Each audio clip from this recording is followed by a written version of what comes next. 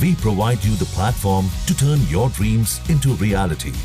Give wings to your aspirations with KR Mangalam University. रूस और Ukraine युद्ध को लेकर एक बड़ी खबर सामने आ रही है। यूक्रेन के राष्ट्रपति व्लादिमीर ज़ेलेंस्की ने हाल ही में एक ऐसा दावा किया है जो चर्चा का विषय बन गया है।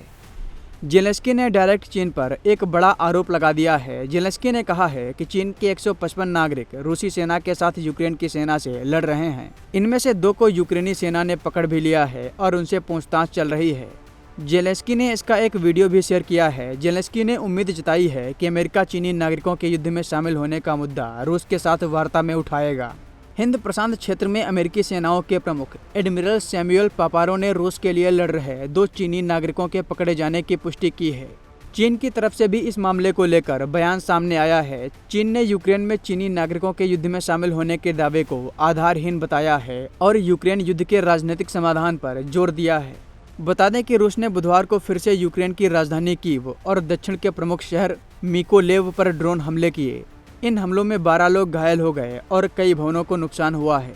यूक्रेन की वायुसेना ने कहा है कि उसने रूस के छोड़े 145 ड्रोन में से 85 को आकाश में ही नष्ट कर दिया। बाकी में से कई का नियंत्रण बिगाड़ दिया, जिससे वे निर्जन स्थानों पर गिर गए।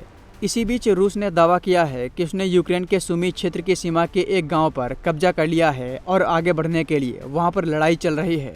इसी प्रकार से रूस के कुर्स्क क्षेत्र में भी यूक्रेनी सैनिकों को क्षेत्र से पूरी तरह से निकालने के लिए लड़ाई चल रही है। रूस के रक्षा मंत्रालय ने कहा है कि गुरुवार सुबह हमले के लिए रूस की हवाई सीमा में घुसे यूक्रेन के 48 ड्रोन को रूसी डिफेंस सिस्टम ने आकाश में ही नष्ट कर दिया है। बता दें कि रूस और यूक्रेन का युद्ध 3 साल से भी ज़्यादा समय से जारी है। फरवरी 2022 में रूस और यूक्रेन का युद्ध शुरू हुआ था। युद्ध के शुरू होने के बाद से अब तक रूस ने यूक्रेन के बहुत बड़े इलाके पर अपना कब्जा कर लिया है, जिसमें बखमुत और अवदीविका जैसे कई बड़े शहर भी शामिल हैं। अमेरिका और यूरोपीय देश युद्ध के शुरुआत से ही यूक्रेन को अपनी पूरी सहायता दे रहे थे, लेकिन डोनाल्ड ट्रंप के आने के बाद इसमें कमी आई है। ट्रंप जल्द से जल्द रूस और यूक्रेन का युद्ध रुकवाने का प्रयास कर रहे हैं। वहीं यूरोपीय देश अभी भी यूक्रेन को अपनी मदद पहुंचा रहे हैं।